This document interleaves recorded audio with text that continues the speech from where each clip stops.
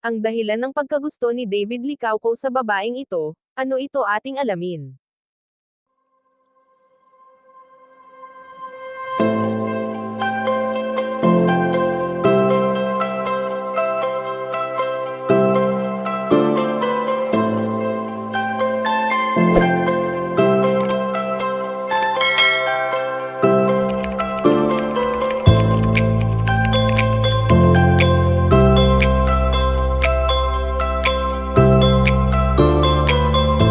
Alam naman natin kung gaano ka-sweet ang nag-iisang Ginoo na si David Licauco sa mga taong malalapit sa kanya at kahit may pagkamahiyain ito ay naiipakita niya naman ang kanyang tunay na nararamdaman sa isang tao.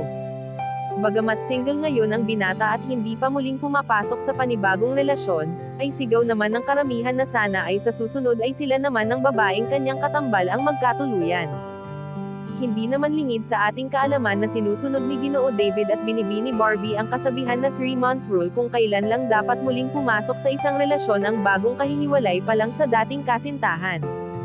Matatandaan na naging masaya noon si Barbie Forteza sa piling ng kanyang 7 years boyfriend na si Jack Roberto, kaya naman mas pinili na lamang nilang manahimik sa kabila ng biglaang paghihiwalay nila at ito ay tanda lamang ng pagrespeto nila sa isa't isa. Sa ngayon nga ay ayon sa aming impormasyon na nakalap na kaya pala gusto ni David Licauco ang babaeng ito na si Barbie Forteza ay dahil sa kapareho ng dalaga ang kanyang mommy, lalo na nga sa mga isinusuot nito.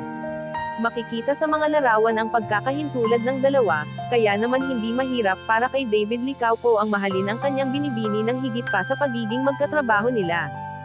Kayo mga ka-chika, anong masasabi nyo dito? Please leave the comment and don't forget to subscribe.